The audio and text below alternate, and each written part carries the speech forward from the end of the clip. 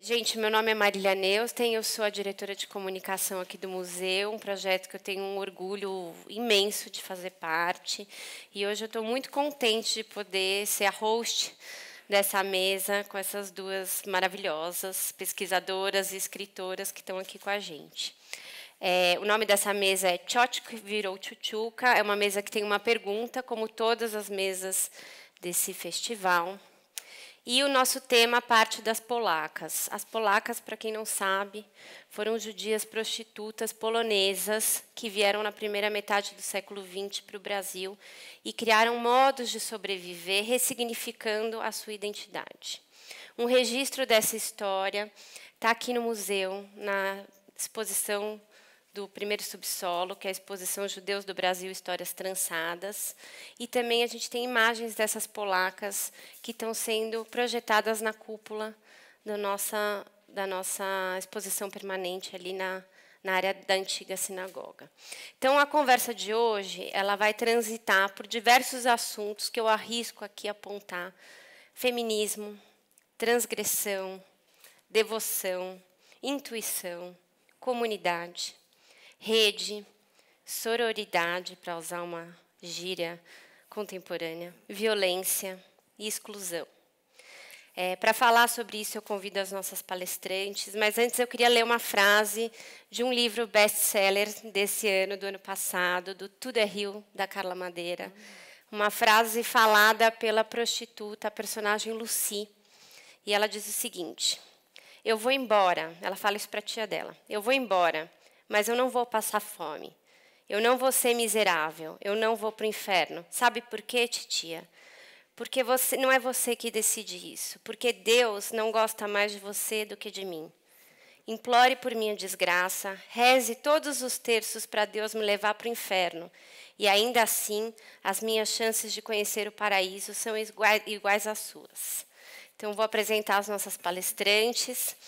A Paula Yanovich é antropóloga, historiadora e autora de Preso por um Trocadilho. E há 22 anos ela se dedica a uma pesquisa de campo sobre a história das polacas e das prostitutas.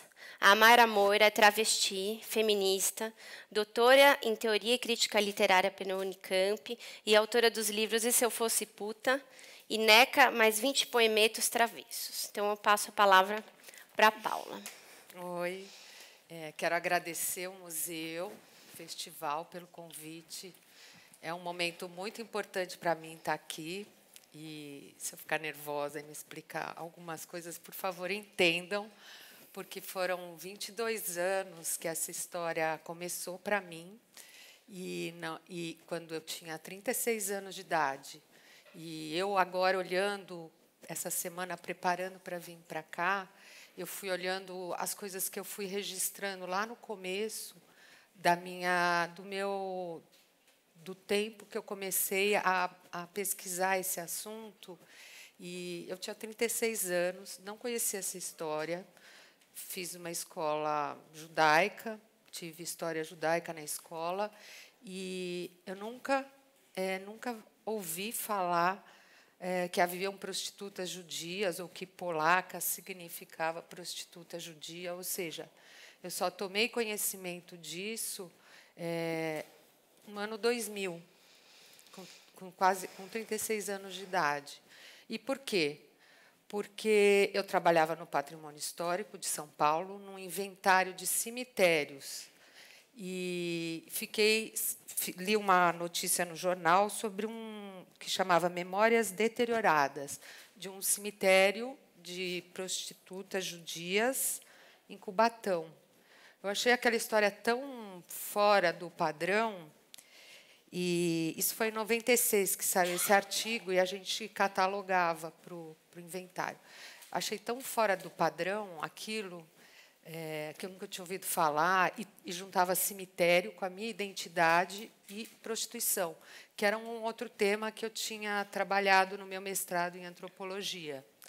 Então, eu fui conhecer esse cemitério e conheci, né, nessa cidade de Cubatão, que não sei se vocês sabem que é uma das cidades mais poluídas, considerada muito poluída, né, estigmatizada por isso, uma menina que era historiadora e escolheu como monografia dela falar do cemitério israelita de Cubatão como um outro caminho de abordar a história de Cubatão, ou seja, era uma inversão, né? Um estigma da cidade buscando um outro caminho que, para a comunidade judaica, era um caminho de exclusão, mas, para a cidade de Cubatão, foi um caminho alternativo e mais afirmativo do que falar da cidade mais poluída.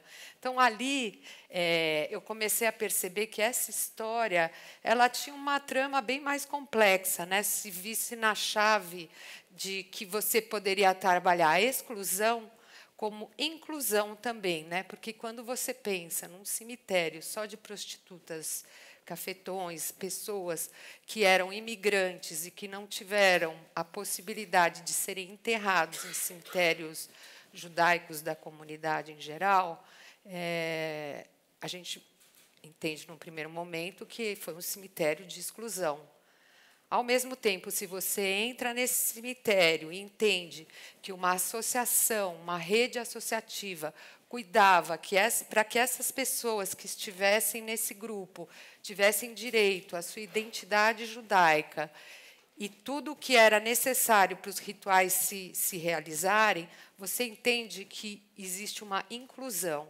Então, eu acho que hoje, na abordagem atual da história da prostituição, o fato de você trabalhar a exclusão e a inclusão numa relação de que vamos ver de que lado nós estamos falando, é uma coisa muito interessante, inclusive para a própria comunidade judaica pensar a integração dessa imigração que vem aos poucos sendo feita, né? Então, assim, no cemitério israelita do Butantã, eu vou contar esse fato, porque foi onde eu comecei a trabalhar com o tema, porque a Beatriz Kushner, que é uma pesquisadora que escreveu Baile de Máscaras, em que mostra toda essa história das prostitutas e do tráfico e da sociedade de ajuda mútua no Brasil, principalmente, revelando todo esse lado da inclusão, do que era esse livro que elas e eles construíram juntos, essas narrativas, né?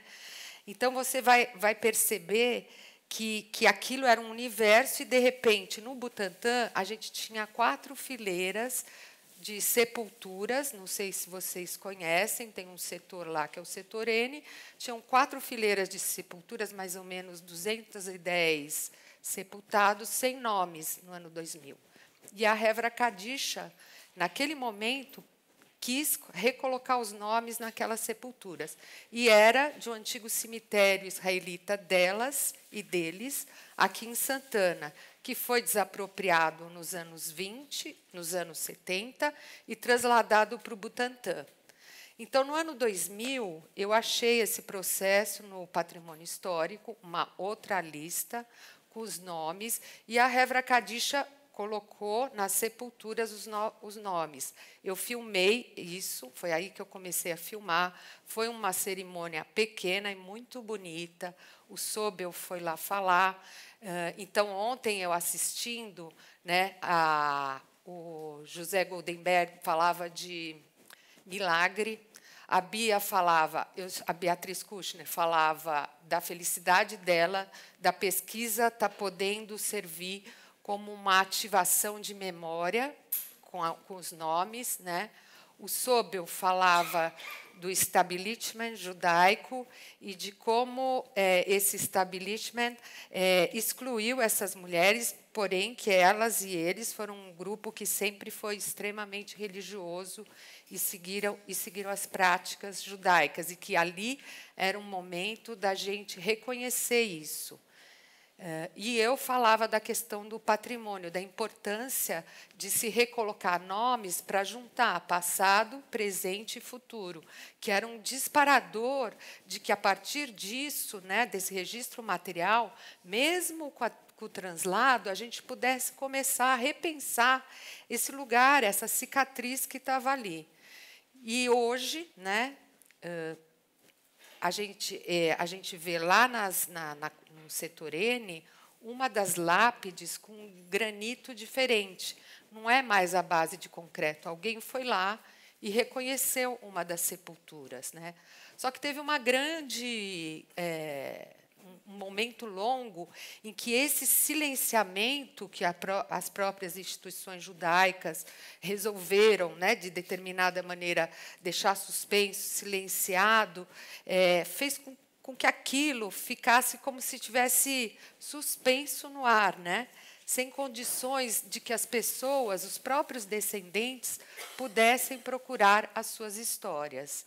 E o outro lado disso é a quantidade de gente que começa a querer procurar essas histórias através dos nomes das pessoas e dos descendentes. Talvez isso que a Hevra Kadisha também tentava deixar protegido.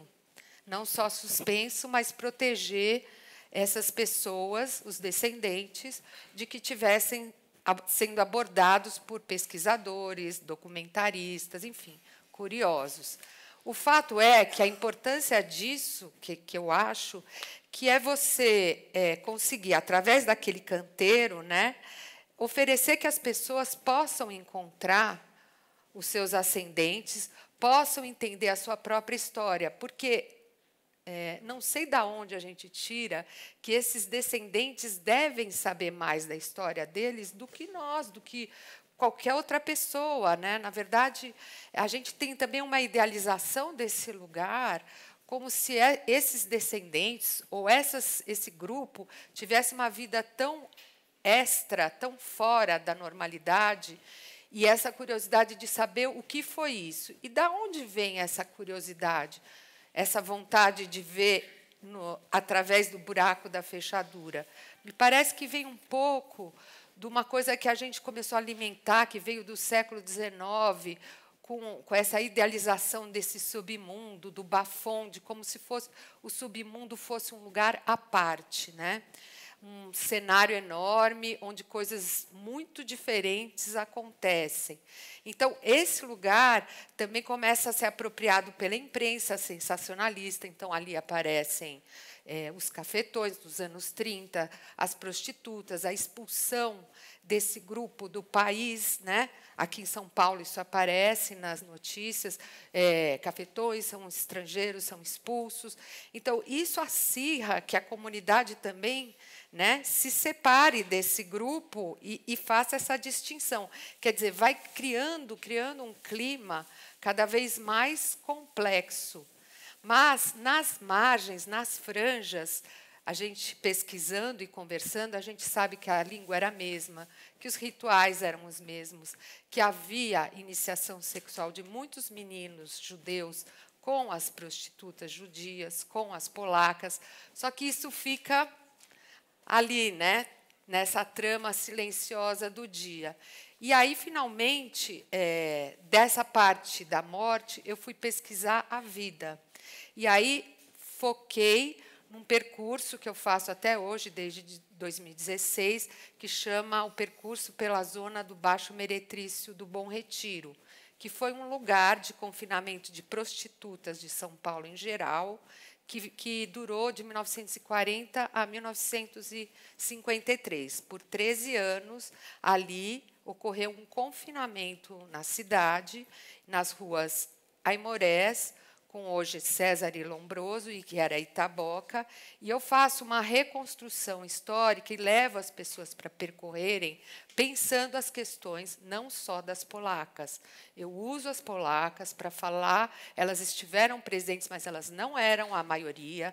Teve gente que já quis mudar o nome da Rua César e Lombroso para Rua das Polacas. Eu, particularmente, sou bastante contra. Eu acho que o nome deve, se tiver que mudar, deve voltar a ser Itaboca, porque não só ali tiveram prostitutas judias, mas prostitutas em geral. Eu levo para esse espaço fragmentos de literatura, eu coloco nas pessoas registros de identidade de estrangeiros, com que as pessoas troquem de nomes e tenham a vivência com o documento, registros e fotos da polícia também, e memórias do próprio bairro, né? E muita coisa do arquivo judaico. eu integrei, o Arquivo Judaico foi generoso em me deixar pesquisar. Eu usei muitos fragmentos de memórias dos judeus que deram depoimento e as pessoas falam. Nessa hora eu não falo, quem fala são as pessoas que estão no percurso.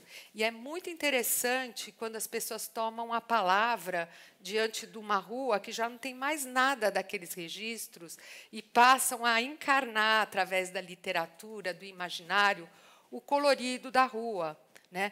Não fica mais aquele cenário preto e branco, a lei, a polícia, como que era, as regras da prostituição. Começa a ter vida.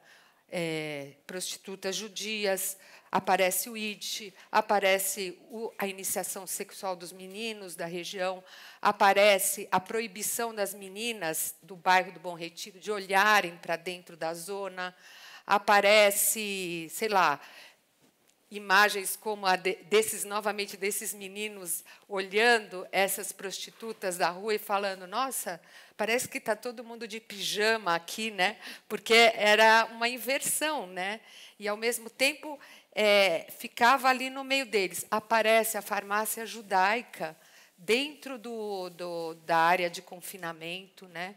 E aparece a questão das doenças venéreas de dois postos de saúde que tinham ali, os conflitos com a polícia, a questão da presença do nome da rua César e Lombroso, e quem foi Lombroso, né?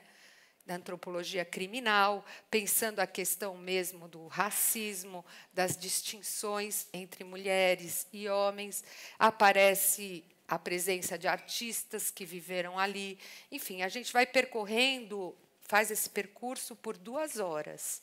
E, numa dessas vezes que a gente fez o percurso, eu trouxe para vocês, um grupo da Casa do Povo criou esses cartazes para colocar nas ruas, para as pessoas pensarem o nome da rua César e Lombroso. Né? E está em Yiddish, em coreano, acho que em hebraico, em português, e foi afixado na rua também, no paredão, enfim. Foi uma das processos que foi crescendo. O outro foi aquela placa de memória da Prefeitura Azul, que foi sugestão minha e acabou lá agora.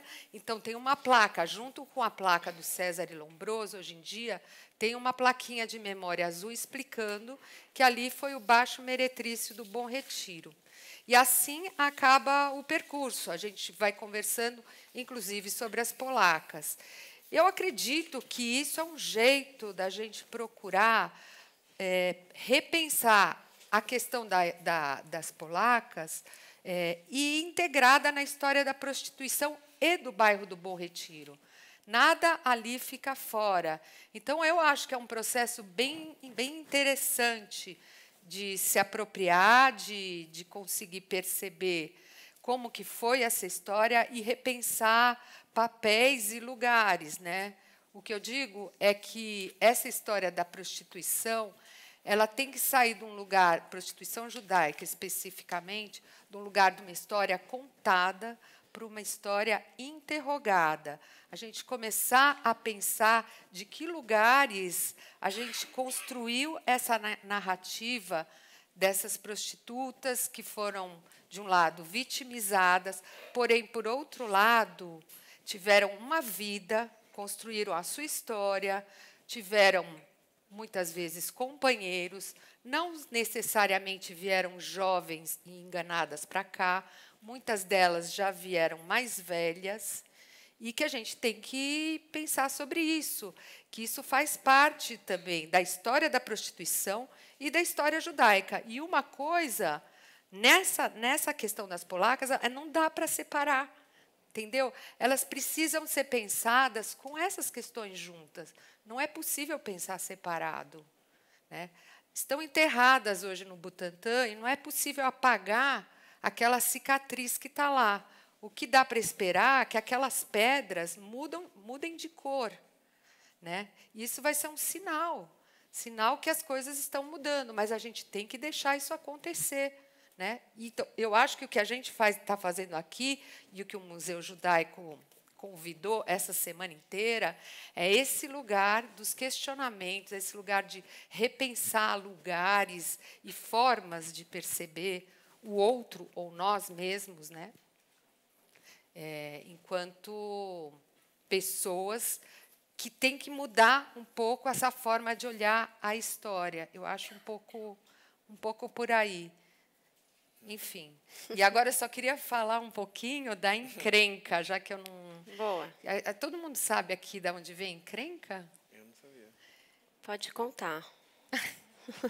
Então, no percurso a gente fala, mas é uma coisa meio comum, né? Que encrenca parece que vem do Yiddish, a encrenca, ou algo parecido com isso. Tá certo? Então, tá bom. E elas polacas, né, as prostitutas judias, quando aparecia um homem com doença venérea, elas falavam ein Krank, ou seja, encrenca, gente, né, cai fora.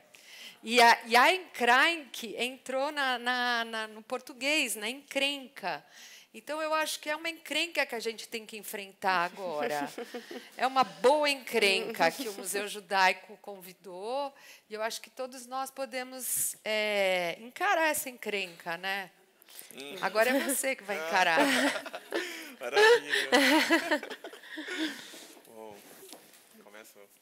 Manda brasa, mergulha na encrenca. Consegue me ouvir bem? Né? Eu consigo. Essa coisa aqui, acho que é a primeira vez que eu uso um negócio tão sofisticado. Muito feliz de estar aqui, muito feliz de estar conhecendo esse espaço que eu passei tantas vezes na porta, acho que eu nunca imaginei a possibilidade de entrar, e agora que eu entrei... uso? Tá ruim? Alô? Não? Alô? Tá bom? Dá para ouvir ou não? Tá dando, sim. Alô? Tá, então...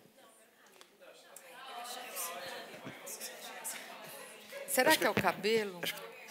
Tem que dar uma dobrinha aqui, sei lá. Agora tá bom. Tem que ficar mais... Alô? Quer tentar com o microfone? Alô? É bom. Tá bom? Tá bom? Vocês que sabem. Não, se tiver dando problema... Eu não consigo, eu não tenho retorno. Não, tá bom. Agora, eu tô ouvindo alto, assim. Tá. Eu não tenho retorno, ótimo. Então, não. primeiro de tudo, feliz de estar aqui, feliz de estar na companhia dessas maravilhosas, podendo aprender. Gosto sempre de estar em mesas em que eu posso aprender. Então, já tinha ouvido muito falar sobre essa história das polacas, mas nunca tinha tido uma oportunidade para mergulhar um pouco mais e conhecer mais detalhes sobre isso. E aí, quando me chamaram, então fui tentar ler algumas coisas para entender um pouco mais esse debate, porque é um debate que central também para a gente pensar Brasil, né? E central para a gente pensar... Tá chiando alguma coisa? Ou não? Não, tá bom. Tá só na minha cabeça que tá chiando aqui. Tem alguma coisa chiando pelo som. Mas eu acho que minha respiração tá batendo, não tá? Alô? Pronto. Eu não acho. Bom. Tá. Eu acho que a respiração tá batendo em alguma coisa aqui. E então, de alguma forma... E aí, quando eu vou dando uma olhada nessas pesquisas, né, eu vou encontrando paralelos com outras tantas histórias que eu tenho estudado. Né, por exemplo, hoje, quando cheguei aqui, né, quando eu conversei com a Paula antes, né, uma das coisas que eu tinha pensado, tinha esquecido de falar sobre ela, a gente falou sobre a vinda, né, das primeiras mulheres judias para a prostituição aqui, então, no final do 19, começo do 20, e aí eu estou estudando os documentos da Inquisição no começo da colonização do Brasil, e ali, né, um dos motivos de estar estudando esse material é para pesquisar a perseguição à sodomia, mas você acaba descobrindo que esse era o segundo caso de maiores processos movidos pela Inquisição nos 2 primeiros séculos de colonização, sodomia. Então, estavam particularmente interessados em descobrir o quanto as pessoas, né, estavam fazendo sexo anal, e sexo anal em geral, assim, então, dentro da relação heterossexual também era sodomia, né? E aí, então, tinha tudo isso descrito lá, mulheres falando, meu marido me obriga a fazer isso, e ainda assim ela estava punindo, estava fazendo um pecado, sabe? E aí, às vezes, não, meu marido quer fazer e eu tenho que obedecê-lo, né? Mas ele termina no vaso natural. olha a história, as coisas que a gente vai lendo na Santa Inquisição. Né? Então, esse mergulho na subjetividade daquele espaço, né? E aí você vai descobrir que o segundo crime mais condenado era justamente a sodomia, mas o primeiro era práticas hereges. Assim, sabe? Então, a gente vai encontrar ali um monte de cristãos novos ou figuras suspeitas de práticas judaizantes, de tudo que é coisa, nesse começo da criação desse território, desse país, então da colonização e toda a violência que foi cometida durante esses primeiros séculos. Então a questão ali já estava muito marcante, né? E aí eu encontro muitos paralelos entre esses documentos que eu tenho lido ali e o que eu tenho imaginado, né, como essa estrutura tão cruel de alguma maneira, né, que mulheres pobres, né, que vêm para cá, né, muitas vezes iludidas, mas às vezes não iludidas, mas mesmo assim vêm para cá em função muito, acredito eu, né, de uma situação adversa no seu território original, né, no lugar onde vivem.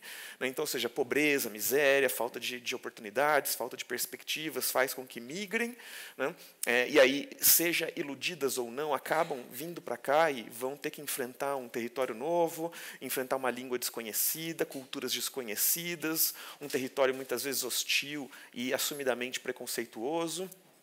Eu não tenho origem judaica, então não sei dizer o quanto no Brasil o antissemitismo é muito forte, porque às vezes eu não sei se eu vivo numa bolha, às vezes parecia que eu nem me dava conta muito de existirem pessoas judias ou de origem judia ao meu redor, mas isso vem do interior, de Campinas. Então, às vezes, eu ficava assim, mas quando eu comecei a conhecer algumas pessoas, elas começaram a me dizer justamente, se você vive na pele isso, você vai, sim, sofrer as consequências marcadamente. Só que aí, o que eu fico pensando é justamente se as mulheres que vêm para cá, em função dessa situação adversa, exerceram iludidas ou não por propostas de casamento, ou por propostas de o mundo vai ser seu, né? E aí chegam aqui e vão descobrir que muito disso era mentira, né? Mas algumas já vêm sabendo do que terão pela frente, mas também é difícil. Como é que você sabe o que vai ter lá pela frente quando você vai, né, ir para o outro lado do mundo, né, para uma cultura tão distante? É difícil prever completamente o que você vai ter pela frente. Né? E aí você chega lá, você vai exercer uma das atividades mais tabus que existem, que embora nenhuma sociedade desconheça a existência desse tipo de prática, desse tipo de trabalho, mas mesmo assim ainda hoje isso é considerado altamente tabu, e aí muitas vezes você ainda vai ser excluída, né, pela sua comunidade em função de ter exercido essa atividade que boa parte das vezes você teve que exercer porque você não tinha para onde correr. Né? Então, essa situação é muito delicada. Assim, né? E aí, por exemplo, por isso que eu pensei nessas figuras que chegam lá na Inquisição, né, nas visitas da Inquisição para cá, essas mulheres, e vão se confessar e dizem, meu marido me obrigava a ir pelo vaso posterior, pelo vaso traseiro, né? Ele me comia por lá, a força, ele introduzia o seu membro pelo meu vaso. Os termos são os mais inacreditáveis, assim, sabe? Mas não tinha poluição, ou tinha poluição, ejaculação. E aí essa mulher, né, que não tinha muita agência sobre o que podia ou não acontecer dentro dessa relação, ela estava sendo, de alguma forma, ela tinha que fazer todo tipo de se redimir perante o pecado que ela cometeu, querendo ou não querendo cometê-lo. Né?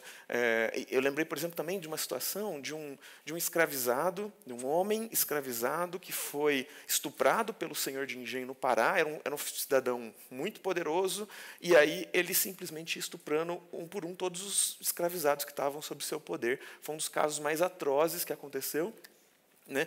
Até que esse conseguiu fazer a denúncia, mas a denúncia é longuíssima. Ele vai citar um monte de nomes de vários que vieram antes dele, né? E vai falar que alguns deles tiveram sangramento muito forte depois e acabaram morrendo de infecção e acreditaram que estavam sendo mortos como punição de Deus por terem feito sodomia contra a vontade deles. Né? E aí o inquisidor, esse padre, chegava para eles e falava, tá bom, olha, então volta lá para o lugar onde você é um escravizado, que ele tinha saído escondido para fazer essa denúncia para o inquisidor, né, e não peque mais. Então, é tipo assim, é dentro desse tipo de situação que a gente vai... como assim não peque mais, sabe? Como assim? Então, é um pouco dentro desse lugar esquisito, assim, sabe? A gente parece que a gente não está conseguindo olhar para a realidade concreta, material que essas pessoas estão vivendo, né? E às vezes a gente enxerga por uma ótica muito enviesada e também os nossos filtros, nossos preconceitos acabam também impedindo que a gente perceba algumas coisas, alguns jogos de poder, né, hierarquias, né, e que como é difícil romper com isso, né? E aí eu penso também, né, nessa situação super delicada, né, dessas mulheres que vêm para cá exercer a prostituição, e aí vão ser todo esse alarido também que começa. Até queria poder ouvir, não te perguntei antes disso, sim, né, mas tem um alarido internacional, essa coisa das escravas brancas, né? Então existe todo um tráfico de escravas brancas, né? E aí a própria existência dessa frase tem algo de problemático também, né?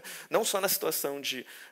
porque, tá bom, a gente pode denunciar ali a violência, que é tirar uma figura do seu território e levá-la para exercer a prostituição em outro lugar, né? Isso é algo problemático, mas a ideia de escravas brancas surgir, né, no final do 19, começo do 20, né, num contexto ali em que estavam conseguindo abolir a escravidão de origem africana em todos os territórios da América Latina, né? Então, ou seja, parece que assim chama muita atenção, né, essa preocupação da comunidade internacional com mulheres brancas supostamente escravizadas e o quanto não tem de algo de problemático, né, nesse sentido parece que essas mulheres a gente precisa de uma grande atenção e precisa protegê-las, mas outras mulheres talvez não precisem de proteção, assim, né? Então tem essa expressão que às vezes me incomoda, sabe? Até vou querer saber um pouco de vocês como é que vocês pensam a respeito disso, né? Mas de qualquer maneira a ideia desse tráfico de mulheres brancas, né? Ela se conecta com outros debates que eu gosto de fazer, né, quando eu penso nessa questão do trabalho sexual, né? E eu venho, né, do grupo, né, das travestis, e as travestis brasileiras são figuras que estão presentes em muitos territórios, né, em muitos países, né? Eu inclusive acabei de lançar o E Se Eu Fosse Puta em espanhol na Argentina, né? Fiz o texto tem muitas palavras em bajubá, vocês sabem, a gente estava falando sobre, né, o encrenca, né, mas existe também na cultura das travestis toda uma língua que se criou, e eu gostei muito da coisa da encrenca, né, de cuidado com esse cara encrenca, né, que prostitutas, umas usando um código que elas conhecem para alertar umas às outras sobre situações complicadas. E o bajubá é uma língua de segurança. Então, um jeito de se comunicar que quem não é da comunidade não entende. Então, a gente vai falar sobre palavras, né, o ó, babado, aqué, eque, ere, otim, amapoa, neca, edi. A gente vai criando todo um monte de palavras, boa parte delas vem do Iorubá, que é utilizado em rituais de matriz africana, então nas religiões de terreiro, né, que são religiões que historicamente acolheram muito bem travestis, não tinham toda essa carga de preconceito e hostilização com relação a travestis, e aí de repente essa língua, que foi uma língua de resistência usada por figuras escravizadas no Brasil para resistir à aculturação, essa língua vai parar na boca de travestis brasileiras que vão criar uma língua de segurança com ela, uma língua que é conhecida por todas, norte a sul do país, as que estão no exterior, né? E é uma língua muito viva, muito dinâmica, né? E aí eu uso algumas dessas palavras no meu livro e a gente foi traduzir para o espanhol, deixou essas palavras, criou um pequeno glossário no começo, né, para justamente permitir que o leitor argentino entendesse minimamente dessas palavras, porque assim, no Brasil não tem glossário. Porque se vocês derem um Google e fizerem a lição de casa direitinha de vocês vão achar a palavra. Mas na Argentina, se der um Google, a não menos que a pessoa saiba português, ela não vai encontrar a palavra. Então a gente colocou lá um glossáriozinho simples, né? E aí o que foi mais curioso é que eu fui apresentar o livro no Archivo de la Memoria Trans de Argentina, né, para travestis, senhorinhas que estavam lá, figuras, né, que que viveram a prostituição nos anos 70, 80, 90, e que estavam lá trabalhando ativamente na construção na recuperação desse arquivo. E aí, de repente, eu mostrei para elas o livro, falei para elas que, olha só, que tem até, inclusive, um glossário, né, para entender melhor. Ela falou, que palavras tem no glossário? Eu comecei a falar, elas entendiam todas. Todas. Aí ela falava assim das mariconas penosas. Ela falava que eu estava com chuchu. Chuchu é a marca da barba quando você começa a crescer o pelo aqui, fica uma zona cinzenta no rosto, assim, o chuchu, ó o seu chuchu, né? Elas conheciam todas as palavras, elas não precisavam de tradução, porque elas conviveram com as brasileiras nos anos 70, 80, 90 e aprenderam o bajubá dessa época. Na Argentina, só elas sabem o bajubá. Ninguém na Argentina sabe que ela sabe o bajubá, inclusive. E foi maravilhoso isso, assim, de saber, entender essa dinâmica toda, esse conhecimento, essas redes que vão se criando, né?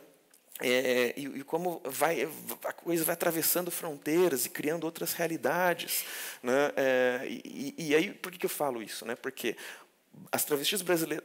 eu não conheço as histórias que permitiram que as argentinas soubessem, argentinas que nunca vieram para o Brasil soubessem bajubá, né? Estou tentando imaginar o que pode ter acontecido. Será que tinha brasileiras lá nos anos 70, 80, 90? Ou elas conheceram outras argentinas que já falaram, que já tinham vindo para cá? Não sei exatamente qual foi a história, mas todas elas conheciam perfeitamente as palavras. Elas não eram amigas daquela época, ficaram amigas já nesse terceiro momento, assim, nesse momento mais recente, quando começaram a participar ali do arquivo. Então, e por que eu estou falando isso, né? Porque eu penso, né, nesses trânsitos dessa cultura, em trânsitos dessas pessoas, né? Nos anos 70, 80, foi um momento em que a cultura travesti, a figura da travesti, ela se impõe de uma forma incontornável no Brasil. Não dava mais para esconder, né? Até os anos 50, eram figuras que participavam de bailes à fantasia, peças de teatro, carnaval, né, festas do carnaval.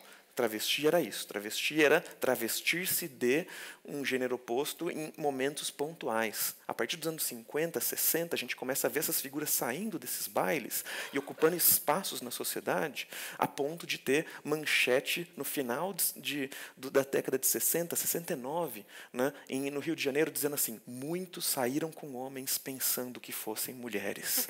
E aí tem lá a foto da Márcia com seu olhar sedutor, tinha a foto das travestis, tinha lá o depoimento do policial dizendo que prendia 50 travestis por dia no Rio de Janeiro. 50 por dia. Imagina quantas não eram para prender 50 por dia, né? E aí dizendo que era muito difícil prender as travestis porque você não sabia, você tinha que ter um olhar clínico para perceber que não era uma mulher de verdade, né? Dentro dessa categoria da verdade. Então você tinha que olhar com muita atenção.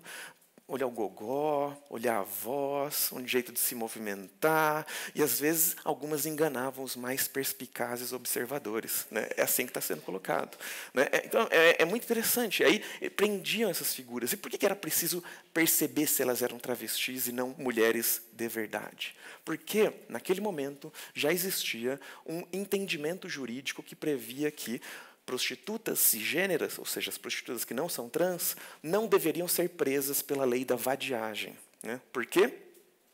Porque a prostituição era entendida como um mal necessário, com uma importante função social, qual seja a de preservar a moralidade dos lares, a pureza dos costumes nas famílias, no seio das famílias. Estou citando isso de cabeça, porque tantas vezes que eu li.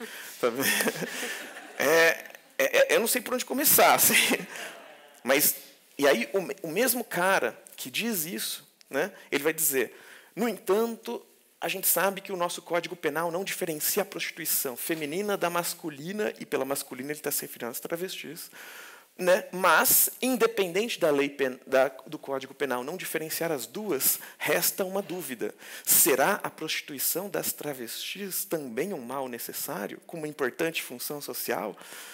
Aí ele vai responder que não, então as travestis podem ser vítimas da lei da vadiagem, que permitiu que elas fossem presas a rodo, presas para averiguação, presas de forma arbitrária, né? Então, muitas delas, elas contam que eram presas, ficavam lá 15, 30, 40 dias na prisão, eram soltas e no caminho para casa eram presas de novo, né?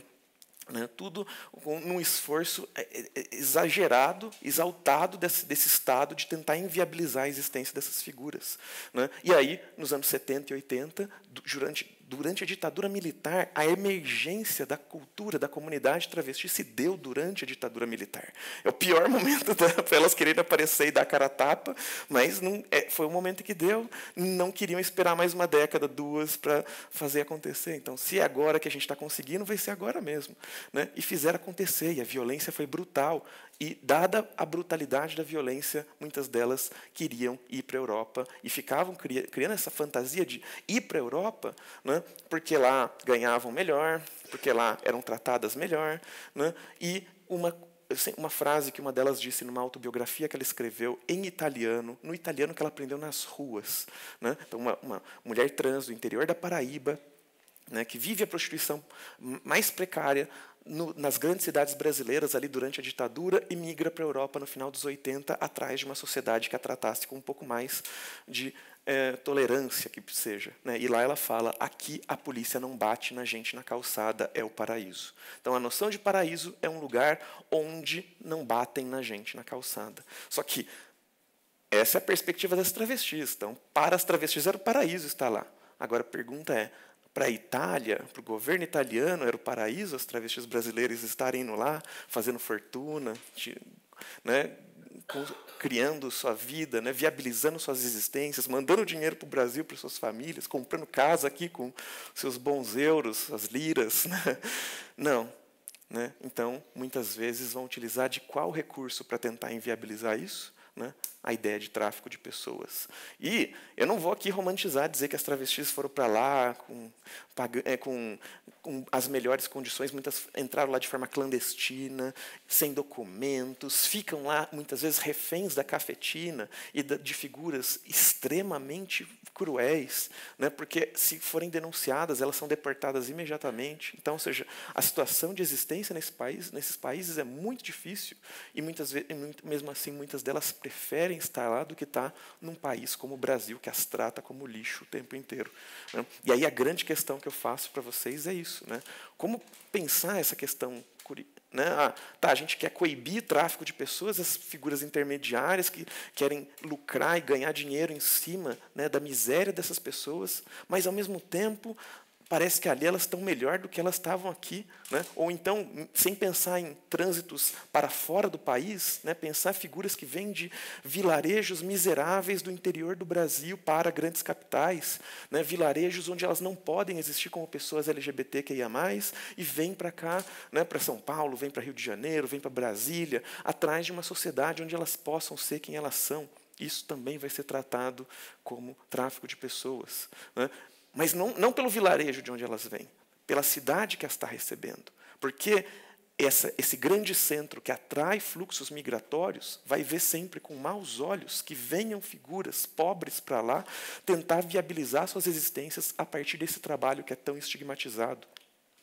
Qual é o trabalho que você consegue exercer, ganhando, inclusive, um bom dinheiro, e muitas das vezes, sem falar a língua do país, sem documentos te legalizando, sem qualificação profissional anterior?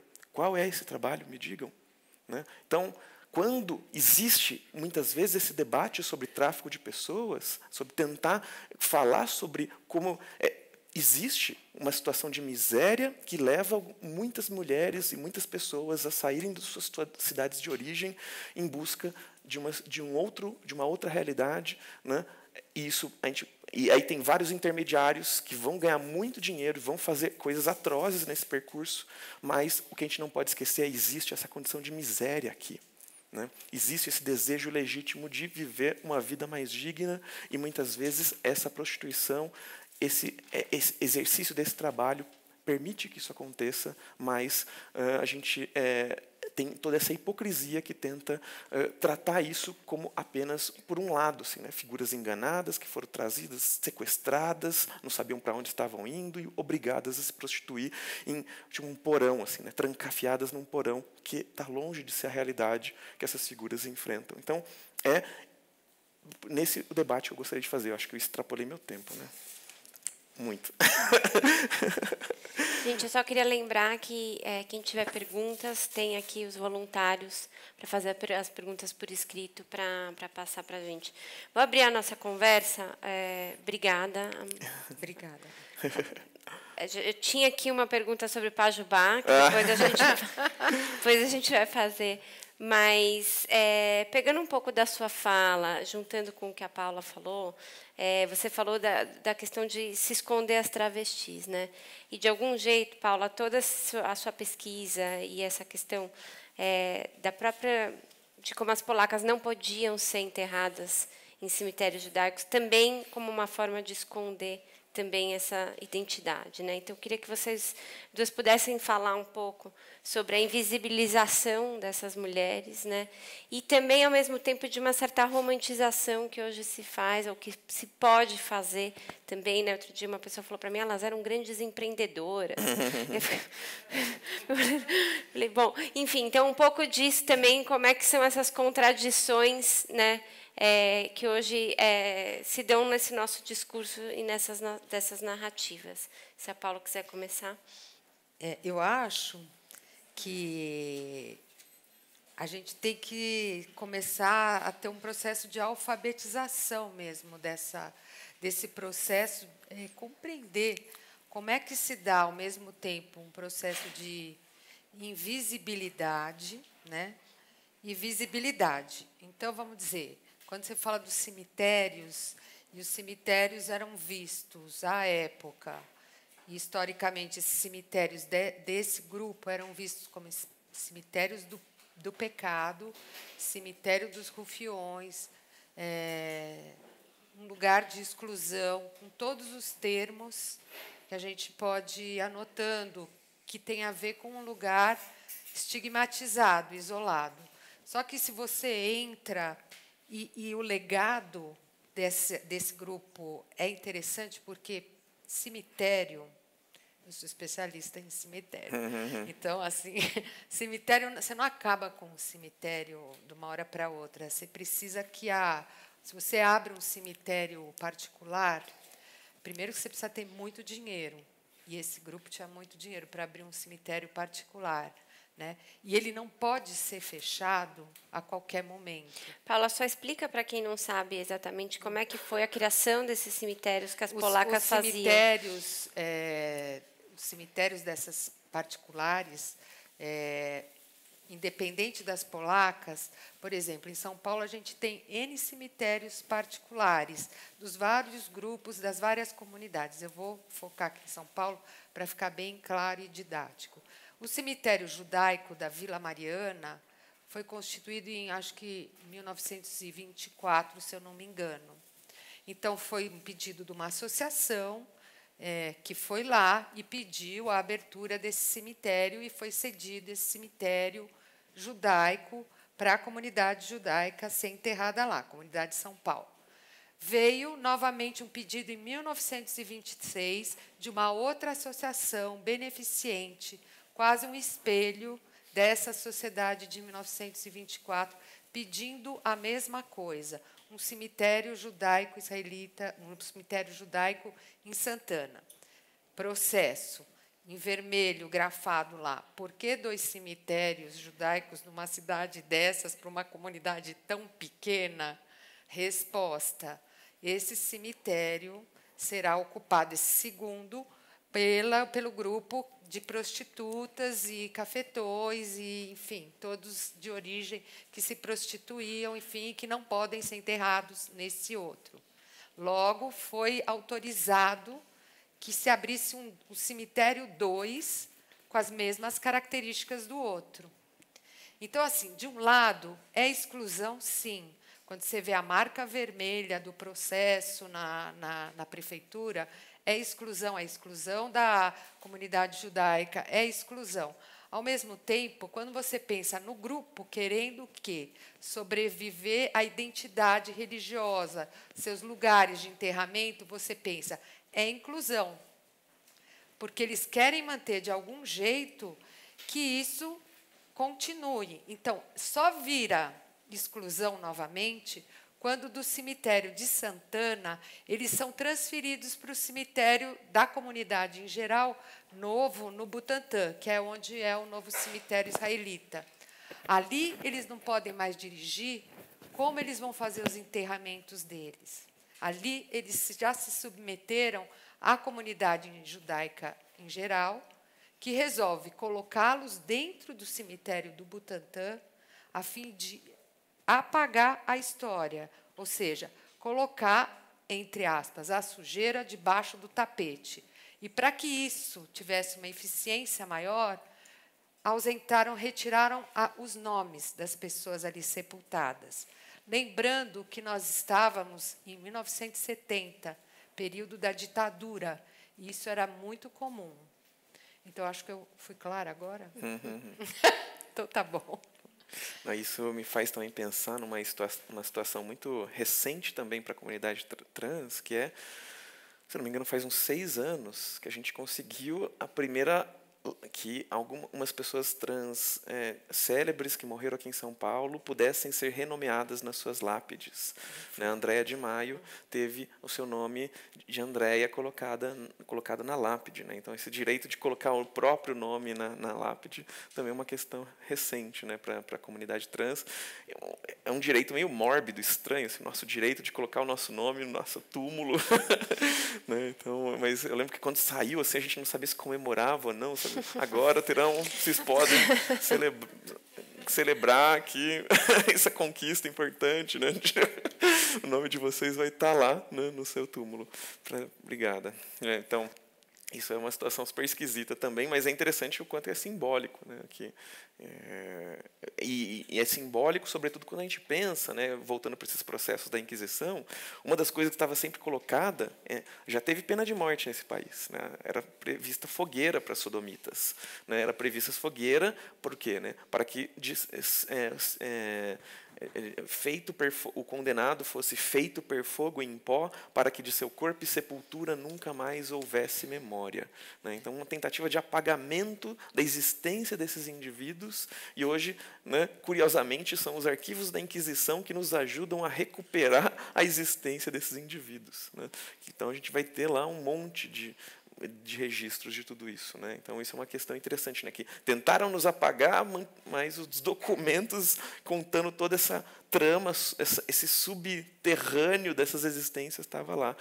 Então, de alguma forma, acho que é assim que a gente vai descobrindo também a história das polacas, né? Nesses subterrâneos, né? Nesses restos de documentos, de textos que ficaram presos na burocracia. Né? Na burocracia da Inquisição, por exemplo, encontraram uma carta de um frade sodomita para o seu amante. Né? E aí o amante também mandava cartas para ele, só que em determinado momento ele ficou com medo, e aí ele entregou as cartas para a Inquisição, denunciando o seu amante, e aí ele foi livrado de qualquer punição, o outro que pagou sozinho. Só que a carta ficou lá registrada, guardada no arquivo. Né? Então, a gente tem hoje um padre, em 1690, dizendo que ele esconde, oculta o que é digno de louvor. O amor que ele sente pelo outro é digno de louvor, e ele tem que ocultar isso. Né?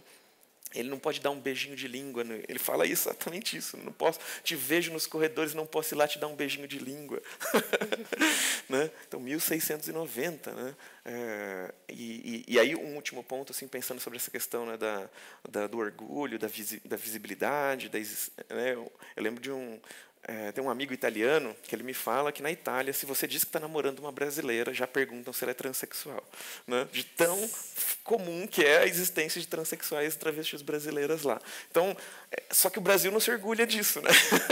A gente se orgulha dos jogadores de futebol que foram exportados para lá, não das travestis, né? Que durante os anos 70, 80, 90, talvez era a grande massa populacional brasileira na Europa.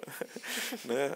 Talvez o grupo mais cosmopolita no Brasil durante a ditadura militar fosse justamente o grupo das travestis, o grupo que falava o maior número de idiomas, né? Que tinha viajado mais lugares pelo mundo, né? Enquanto grupo. Né? Então, é interessante a gente pensar isso. Né? E aí, no monólogo que eu estou escrevendo, um monólogo em Bajubá, tem uma hora que ela fala né? Produtos de exportação não é só futebol, não. Acho que travesti até mais, também belíssimas. Né? E aí vai falando sobre isso, né? Sobre essa situação, né? De que você, na Itália, se diz que está namorando uma brasileira, já te pergunta, e ele é transexual? Né? E se for, eles não têm vergonha, não. Pegam na mão, chuchuzão, já falei para vocês que era chuchu, né? Chuchuzão na cara e mesmo assim, lei para lá, lei para cá. Ali ela é lei. Quanto mais necão, mais lei, aliás. Né? Lei, vocês sabem o que é lei? Italiano? Alguém fala italiano aqui? Ela, né? Então, quanto mais necão, mais lei, aliás. Quanto maior, né, mais ela é chamada no feminino. As ironias aí da cultura travesti. Né? Falando um pouco, então, da questão da língua, né? No Brasil, esse país desse sincretismo linguístico que a gente está falando, e o título da nossa mesa, né? Que é Chotki virou tchutchuca, né? Que também é essa teoria que Chotki é uma palavra que vem de origem eslava, que poderia ser bonitinha, mas de um jeito meio pejorativo, né? Meio querendo dizer vagabunda também, relacionada às polacas. E você contou da história do encrenca. A ideia da rapariga também, né? Qualquer frase, mulher bonita, muitas vezes pode significar prostituta, né? Então... E a Mara está escrevendo esse livro em Pajubá, e aí queria ouvir um pouco de vocês.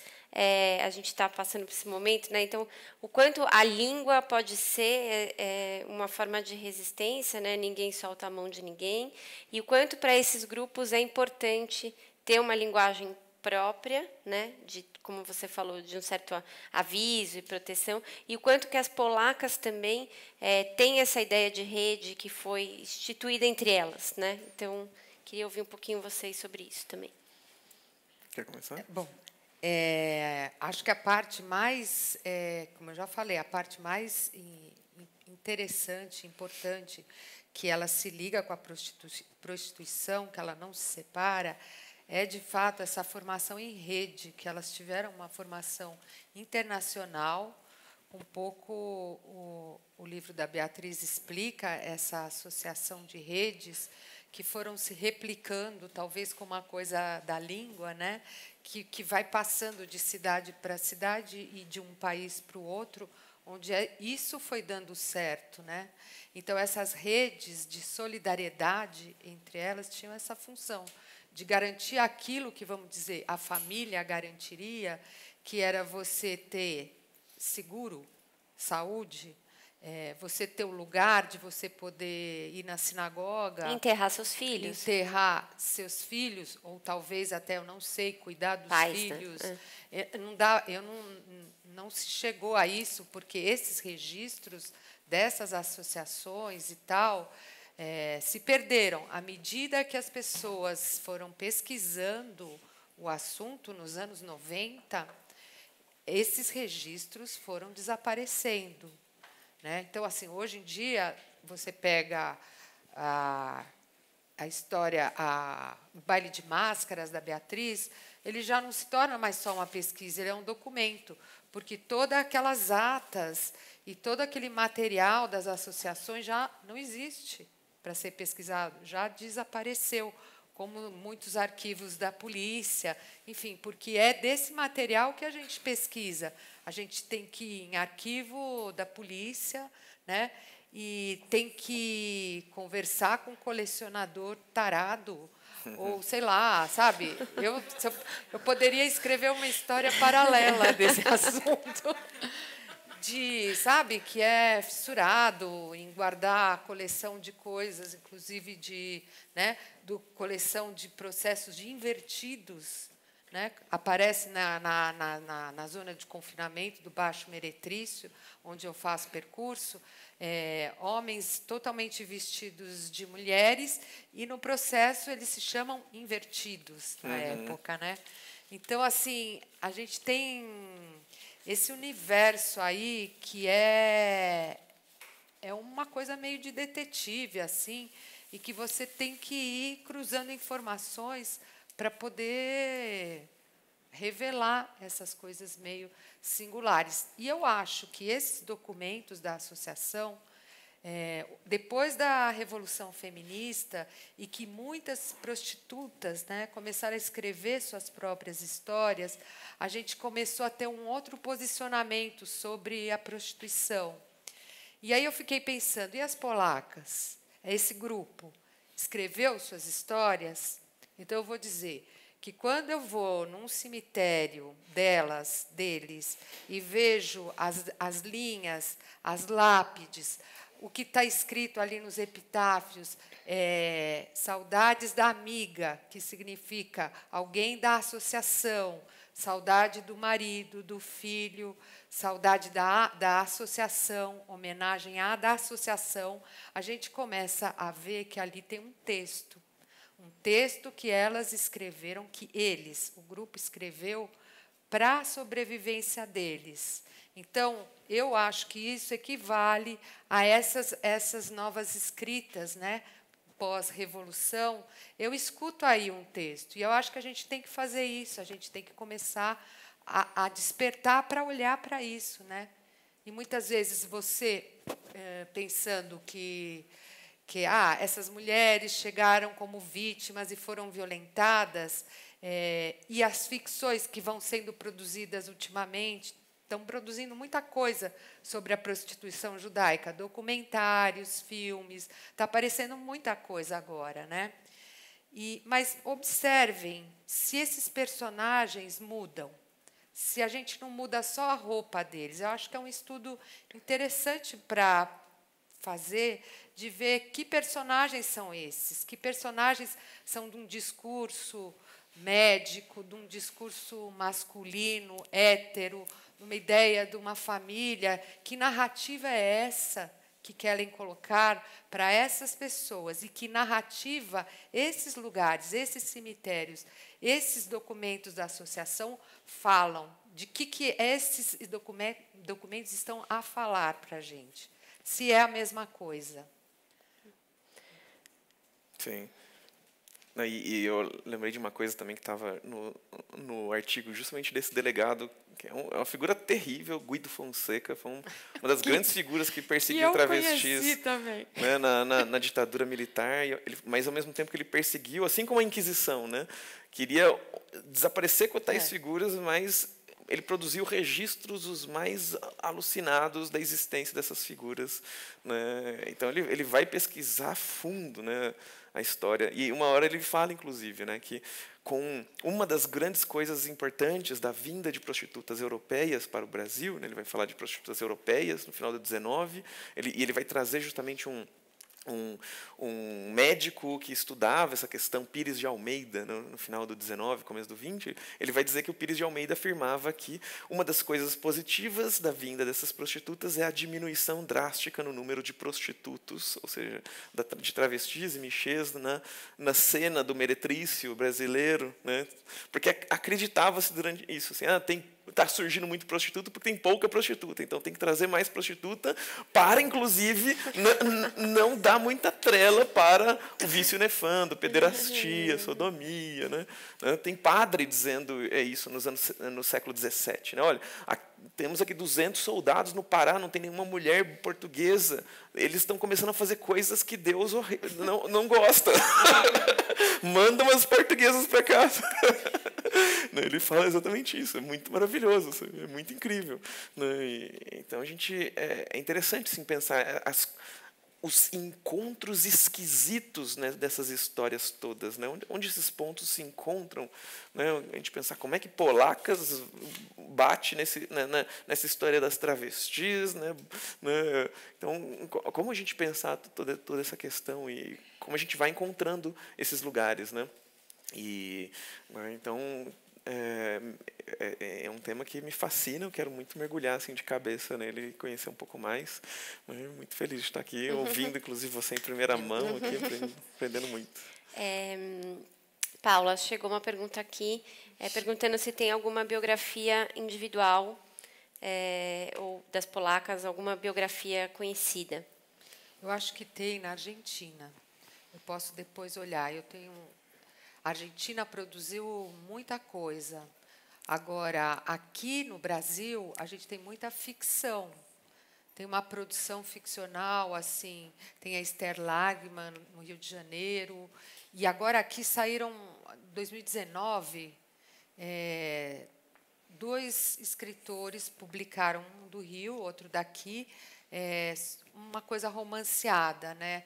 E é muito interessante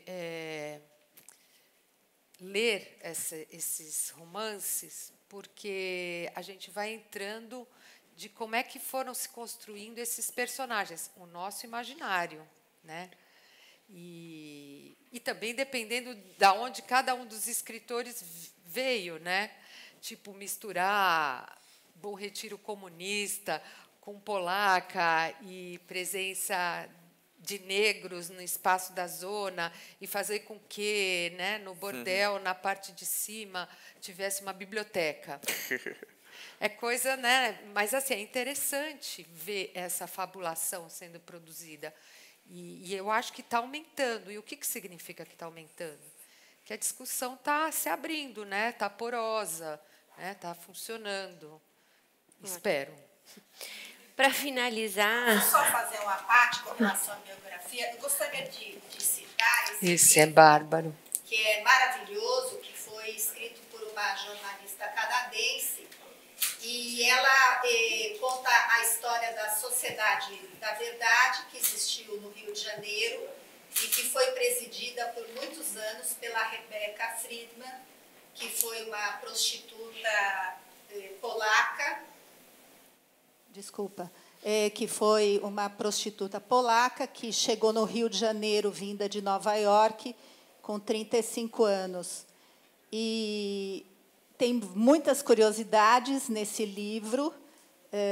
A edição é de 2005, pela canadense, né, pela jornalista, e aqui no Brasil foi editada em 2006. Chama Berta, Sofia e Raquel, A Sociedade da Verdade e o Tráfico das Polacas nas Américas. E, curiosamente... É não ficção, porque ela fez uma pesquisa muito detalhada, muito bacana, sobre essa Sociedade da Verdade, e ele foca mais no Rio de Janeiro. E, curiosamente, no final do livro, ela conta que, quer dizer, no decorrer do livro, ela conta que havia um cemitério em Iaúma, que é um subúrbio do Rio de Janeiro, dessas prostitutas, e que, quando a Rebecca Friedman morreu, em 1984, essa Sociedade da Verdade já não existia mais. E ela, que presidiu por tantos anos e que fez todo o ritual das amigas prostitutas, ela que era encarregada de lavar os corpos, de embrulhar naquele rito judaico, ela foi, por incrível que pareça, enterrada no cemitério israelita do Caju, onde os judias da sociedade, como se diz, estão enterrados. E outra curiosidade é que a Rebeca está enterrada na mesma fileira que a Clarice Lispector. Que ótimo. E eu não aguentei de curiosidade, fui até o Rio de Janeiro, fui nesse cemitério para ver se realmente era isso, e era isso. E, enfim, tem muitas outras histórias envolvidas nisso, mas esse livro é maravilhoso e eu fiquei realmente muito chocada quando li. Eu sou judia, fui criada no Bom Retiro e tive uma história com relação a brigas familiares. Eu lembro muito bem, os meus avós eram poloneses, meu avô chegou no Brasil em 1920, e lembro que, quando dava muita briga, a minha mãe, especialmente, falava que meu avô gastava o dinheiro com as prostitutas. Então, quando eu li esse livro, uma série de questões emocionais veio na minha cabeça, e me lembrei muito dessa história da minha mãe gritando, e ela falava em Yiddish, né? que meu avô gastava o dinheiro, em vez de gastar com a família, gastava com as prostitutas. Com a encrenca, né? Ele era encrenca. Ele era encrenca. Então, eu recomendo, é um livro maravilhoso e não sei se de fácil... Posso levantar aqui para... Isabel Vincent. Para finalizar, obrigada. Como é que você chama? Ana, obrigada pelo depoimento. Obrigada, Ana. Para finalizar, eu queria, Paula, que você falasse se as pessoas podem fazer esse seu percurso. Ai, por favor. Como é que elas fazem para te achar. Agora vou fazer Merchan. Agora Merchan. E também, já na sequência, amor, poder falar um pouquinho do seu livro novo. E lá fora a gente tem... queria convidar todo mundo para ficar para a próxima mesa, uma mesa sobre os Guarani, né, uma discussão super pertinente e atual. E também, mas a gente vai ter que sair da sala só para dar uma ajeitadinha aqui e voltar. E lembrar que elas vão estar lá fora autografando, enfim, trocando ideias também. E que nosso festival vai até domingo. Então, por favor, olhem o site e as redes sociais, reservem os ingressos de vocês. Paula. Posso fazer? Ai, meu Deus. Pode falar. Eu cheguei atrasada, mas eu reparei que em nenhum momento vocês falaram a palavra preconceito. E para mim isso é uma coisa muito importante. E o meu depoimento é o seguinte. Eu sou judia, né, de pais judeus, e a minha mãe costumava visitar as amigas dela no Moishe Zekene, no Asilo dos Velhos, na Vila Mariana. E as amigas sempre pediam para ela levar alguma coisa que lá não era dado. Por exemplo, elas ganhavam bolacha, mas não tinham pera. Então, a minha mãe começou a levar essas coisas. Aí, uma senhora fez amizade com ela, pediu se ela podia levar para ela de presente um baralho. E aí, a minha mãe gostou dessa senhora. Quando ia visitar as amigas, aproveitava e ia visitar essa senhora. Aí, essa senhora acabou dizendo que ela era uma das polacas que conseguiu, não sei de que jeito, um lugar para passar o final da vida lá no Asilo dos Velhos, mas ela ficava feliz de encontrar minha mãe, a receptividade da minha mãe com ela, porque ela falava que a vida inteira ela sofreu preconceito dentro da comunidade judaica. Como é que você chama? Anete. Anete. Paula, quer contar um pouco disso? Sobre o preconceito, bom, eu acho que... O preconceito dentro da comunidade judaica, é isso que eu queria Não, eu acho ressaltar. que teve um preconceito da comunidade judaica, foi na vida e na morte. Mas eu também fui no lar, eu filmei lá dentro, e, nossa, tem uma história, assim, incrível, mas eu peguei uma geração que essas pessoas já tinham falecido, mas tinham ficado outras tantas pessoas, como um chofer em Santos, judeu, que levava essas mulheres para as boates e tal, tanto em São Paulo como em Santos. E é tão incrível, é o contrário do preconceito. Ele tinha uma verdadeira adoração por esse universo do submundo.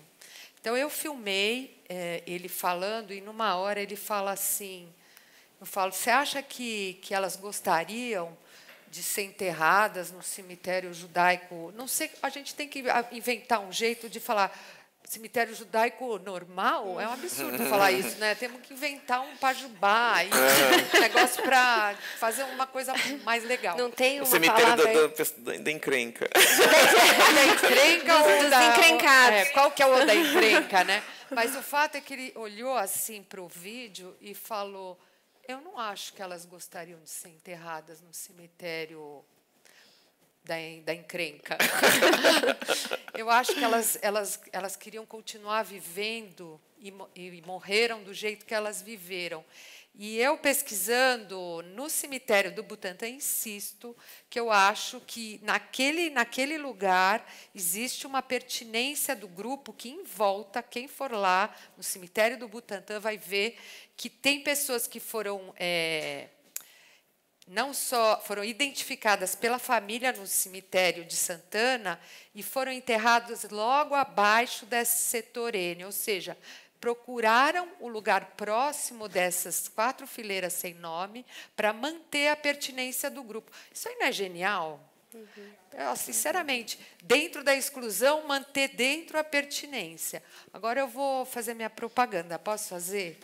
É o seguinte, eu faço uma vez por ano, na Jornada do Patrimônio Histórico, um percurso oficial pela zona do Meretrício. Às vezes, esse ano eu já fiz, acho que umas 3 vezes, porque me chamaram para fazer. Casa do Povo, e espero que o Museu Judaico também se anime comigo e comece a fazer, porque vai ser uma coisa muito legal para o museu. E se o museu começar a fazer, eu vou me oferecer para isso, eu vou poder divulgar e vocês vão poder ir, porque sozinha eu não faço isso, tem que alguém me convidar. Mas, Paula, você tem rede social? Como é que as pessoas eu te tenho acham? rede social. Tenho. Qual que é a época do ano que você faz isso? Tem Em agosto. Em agosto, que é da Jornada do Patrimônio Histórico. Tem um coletivo que eu faço parte, que chama PISA, PISA, e vocês podem procurar no Facebook, no Instagram, o coletivo PISA, ou pelo meu nome. Pelo meu nome, vocês também vão achar e fiquem lá, porque eu divulgo quando eu faço. Paula Janovic, né? É Paula Jano no Instagram, assim, tudo minúscula. E aí é muito bom, todo mundo troca de identidade, tem coisas divertidas, enfim, não é só... Uau, todo mundo participa, tem essa vivência bem importante. E é um momento muito legal para mim também, porque é uma experiência que eu estou fazendo de uma pesquisa, de fato, em andamento, que ela se faz com as pessoas conversando e andando no espaço público, né? Então, se vocês quiserem... Maravilha. Queria deixar um último convite também. Para quem quiser ver um pouquinho a gente, como eu disse, a gente tem um registro das polacas no nosso primeiro subsolo, então, e aproveitar para ver já a exposição de longa duração do museu. Quer falar um pouquinho do seu livro novo? Então, bom, não, o livro novo está em processo, né? Mas assim, eu tenho o meu livro E Se Eu Fosse Puta, onde eu falo sobre minhas memórias como trabalhadora do sexo na rua, né? Mas foi lançado já em 2016. E aí é interessante só essa coisa da questão da censura, né? A princípio o livro chamava Se Eu Fosse Puta, né? Mas as livrarias não queriam uma palavra puta na capa, então a gente fez um golpe, a gente colocou um R em cima da letra T, né? Então virou E Se Eu Fosse Pura, agora o título oficial. A partir de 2018 virou E Se Eu Fosse Pura, né? Parece a continuação evangélica, assim. Não, tipo, ela se converteu. Assim. Não, é o mesmo livro. E aí é engraçado, assim, né? Eu fico... Não deixa o quê? O cara.